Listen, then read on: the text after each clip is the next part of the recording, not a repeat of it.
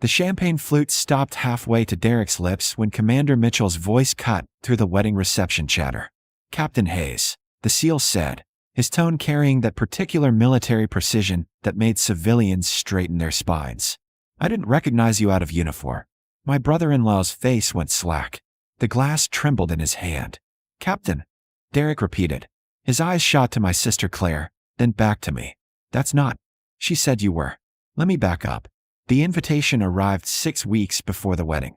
Preem cardstock, expensive printing, my name in elegant script, Lieutenant Sarah Hayes. Not captain. Not my actual rank. The rank I'd held 12 years ago before my first deployment. I'd called Claire. "The invitation has the wrong rank. Does it matter?" Her voice had that tight quality she used when she didn't want to discuss something. "It's just a formality. Derek's family is very traditional. They won't understand all the military complexity. It's not complex. I'm a captain. I've been a captain for 8 years. Sarah, please, can you just, for once, not make everything about your career? This is my wedding." I'd gone quiet then. There was history in that silence. Years of it. The wedding was at the Redwood Grove estate, all old money and manicured lawns. I'd driven up from Coronado that morning, my dress uniform pressed and hanging in the back seat. At the last minute, I'd changed into a simple gray dress instead. Civilian clothes. Invisible. The ceremony was beautiful. Claire looked radiant in lace and silk, her hand tucked into Derek's arm like she'd found her harbor. He was handsome in that corporate way. Sharp suit, sharp smile, managing director at some investment firm. Old family money. The kind of man who'd never missed a meal or wondered if his choices might get someone killed. The reception was elegant, understated. String quartet, champagne towers, flowers that probably cost more than my monthly housing allowance. I found my assigned seat at table 12, tucked in the back near the kitchen doors. Claire's grad school roommate on my left, Derek's second cousin on my right. Neither had any interest in talking to me. I watched my sister dance with our father, watched her laugh with her bridesmaids, watched her kiss her new husband under a cascade of rose petals. She looked happy. That should have been enough. Derek found me during the salad course. "Sarah, right? Claire's sister." He sat down without asking, his tie loosened, his third glass of champagne in hand. "Marine Corps?" she said. "Navy." Right. What do you do exactly?"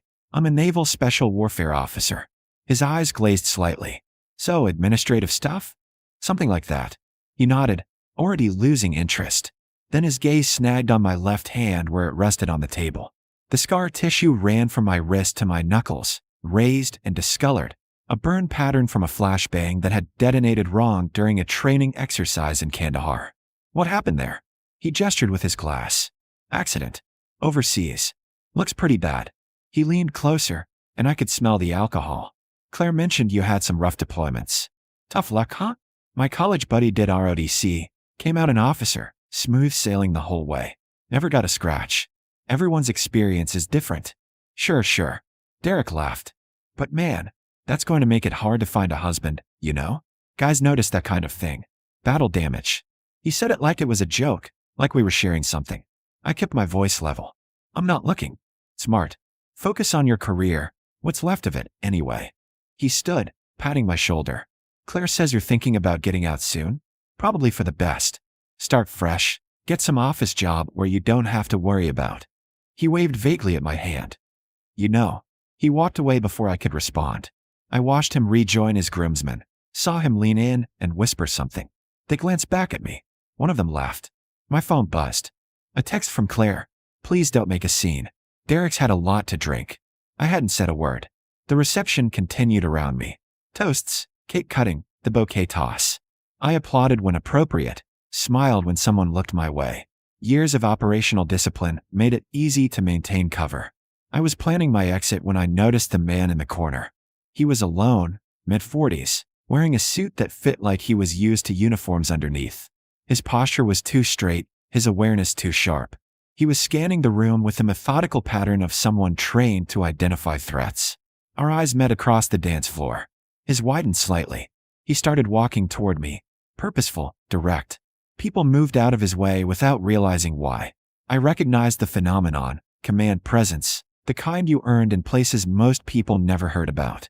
Derek intercepted him, drum friendly, hand extended. Hey there, friend of the family. The man's attention stayed locked on me. Something like that. He stepped around Derek and stopped at my table. Captain Hayes, he said quietly. Then louder, clear enough for nearby tables to hear. Ma'am, I didn't recognize you out of uniform. Commander Jake Mitchell wore his civilian clothes like camouflage, effective but uncomfortable. Up close, I could see the tan lines from his watch, the calluses on his hands, the slight bulge under his left arm, where he probably still carried, even at weddings. Commander, I acknowledged, keeping my voice neutral. I was stationed at Little Creek when you ran the exercise series at Dam Neck. 2019. His eyes held recognition, respect, and something else, concern, maybe. Your call sign was Reaper. The nearby tables had gone quiet. Derek was frozen mid-step, his champagne glass suspended. You're mistaken, I said softly. No ma'am, I'm not. Mitchell glanced around, seeming to register the audience for the first time. I'm sorry to intrude on the celebration, but when I saw you sitting here, I had to. I wanted to thank you. Thank me. For Fallujah. 2016. You were the ground force commander for the raid on the chemical weapons depot. His voice carried that careful quality of someone discussing classified operations in public, vague enough to stay legal, specific enough to make the point. My platoon provided security. You led from the front, took shrapnel in 3 places, and still completed the mission objective. You saved a lot of lives that night, ma'am, including mine. I felt the weight of every eye at the surrounding tables. My father, sitting with Claire's in-laws, had gone pale. He'd been at this wedding for 6 hours and hadn't bothered to speak to me beyond a brief hello. Commander Mitchell, this isn't the time. You're right. I apologize. He straightened to attention. But for what it's worth, it's an honor to see you again. Derek recovered his voice. Wait, hold on. Sarah's a captain? She told me she was an officer, but I thought. He looked at Claire, who'd appeared at his elbow, her face stricken. You said she did logistics. Supply chain stuff. I said she was in naval special warfare, Claire whispered. You assumed naval special warfare as in SEALs. Derek's face was changing color, cycling through confusion towards something like horror. But women can't. Women can serve in support roles for special operations, Mitchell said, his tone cooling several degrees. And Captain Hayes commanded some of the most successful tactical operations in recent naval history. She was the first female ground force commander for SEAL team operations in combat zones. He looked at Derek with open assessment now. You're the groom? Yes, we just. Derek was floundering. Congratulations. The word was professionally empty. Mitchell turned back to me. Ma'am, there are some people here who'd like to pay their respects, if you're comfortable with that. I followed his gaze. 3 men in suits had stood from different tables, 1 near the bar, 2 by the French doors. They moved with identical bearing, identical awareness. They converged on our location like a tactical formation. The first one I recognized immediately. Senior Chief Robert Chun, older now, gray at his temples, but still carrying himself like he could ruck 20 miles and breach a door before breakfast. Reaper, he said, and his voice cracked slightly. Jesus, it's good to see you. Chun. I stood, and he pulled me into a brief, fierce hug that military protocol would have frowned on. I didn't care. We didn't know you'd be here, he said. Mitchell saw you across the room and texted us. We had to. He stepped back, his eyes bright. Had to see for ourselves that you were doing okay. After Walter Reed, after everything. The second man extended his hand formally. Lieutenant Commander David Park, ma'am. We never served together, but I read your after-action reports at SWCS. They're required study material now for Ground Force Commander certification. He looked almost reverent. Your Mosul operation is taught as the gold standard for urban combat coordination. The third man was younger, maybe 30, with a fresh scar along his jawline. Petty Officer First Class Marcus Webb. I'm new to the teams, but everyone knows. The Reaper stories. He hesitated. They say you ran 11 combat operations without losing a single operator. That you could call air support danger close and put the ordnance exactly where it needed to be. That you once talked a wounded SEAL through self-aid while directing 3 other elements and coordinating exfil, all simultaneously. Stories get exaggerated, I said. Not those ones, Chin said firmly. I was there for 6 of those ops. You were, ma'am, you were the best I ever worked with. Derek made a small sound. Claire had her hand over her mouth. My father had stood from his table. He was walking toward us slowly, like a man approaching something he didn't quite believe was real. Sarah, he said. These men, they're saying. She's a legitimate operator, sir, Mitchell said. One of the finest officers naval special warfare has ever produced. Her evaluations were classified, but I saw them when I served on the selection board.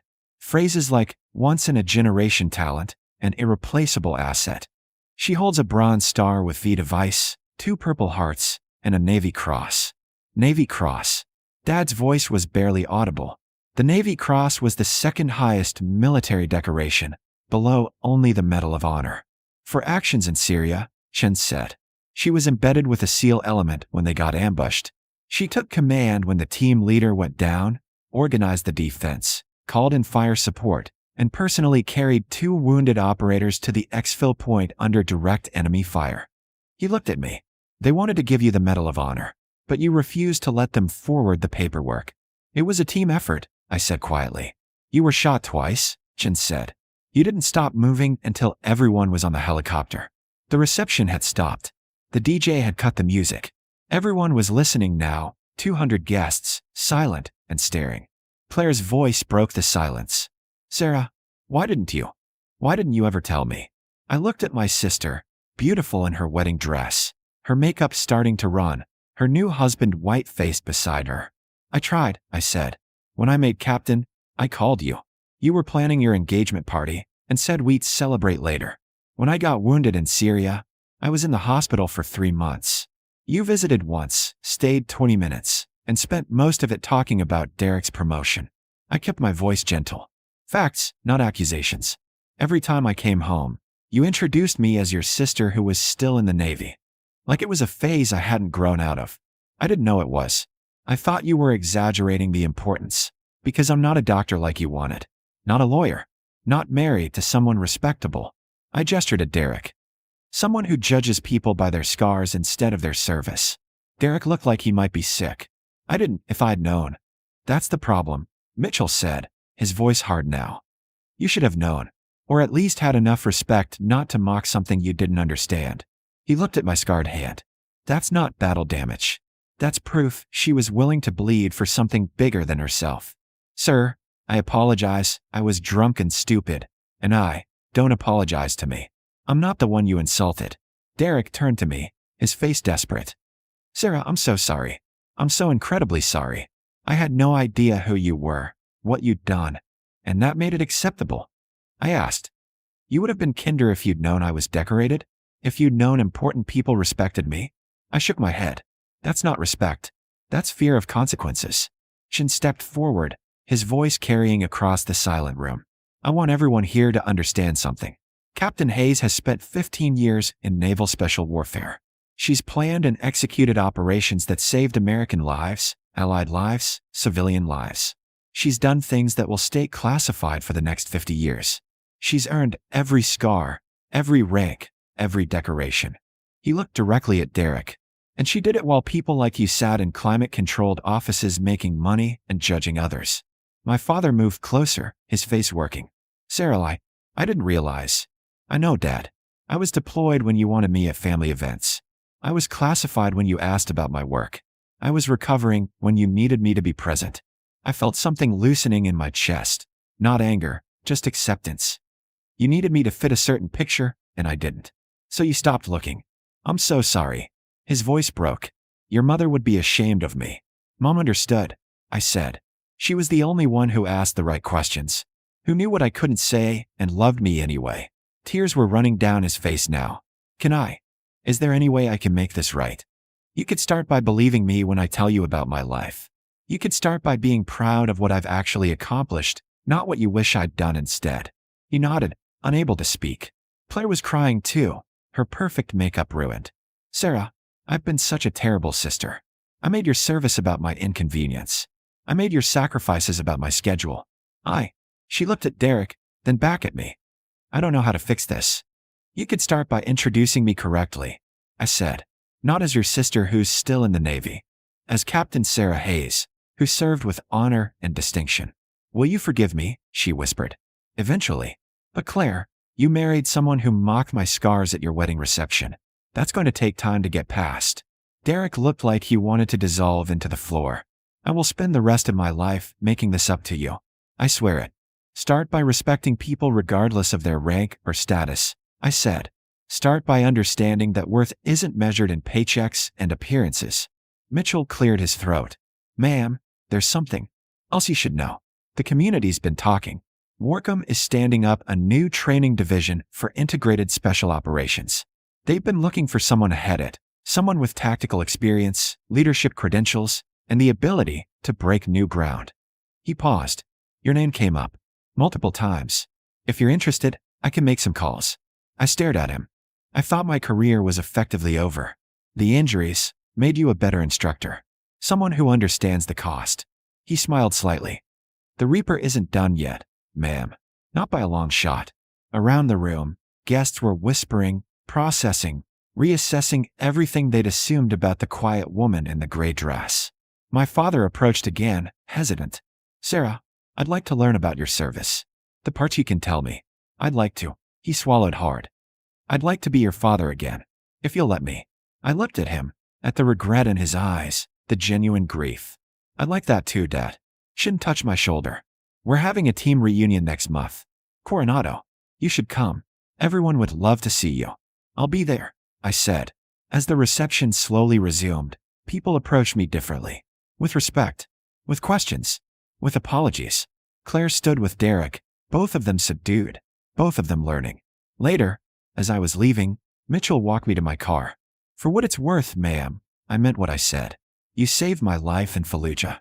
You saved a lot of lives. He extended his hand. The teams are better because he served. The Navy is better. Don't let anyone make you forget that. I shook his hand, feeling the strength of his grip, the sincerity of his words. Thank you, Commander. Anytime, Reaper. I drove back to Coronado as the sun set, my phone full of messages, from Chun, from Park, from old teammates I hadn't heard from in years. And one from Claire. I'm so proud of you. I always should have been. I love you. I texted back, love you too. The road stretched ahead, familiar and clear. Behind me was a wedding reception that would be talked about for years. Ahead was a career that maybe wasn't over after all.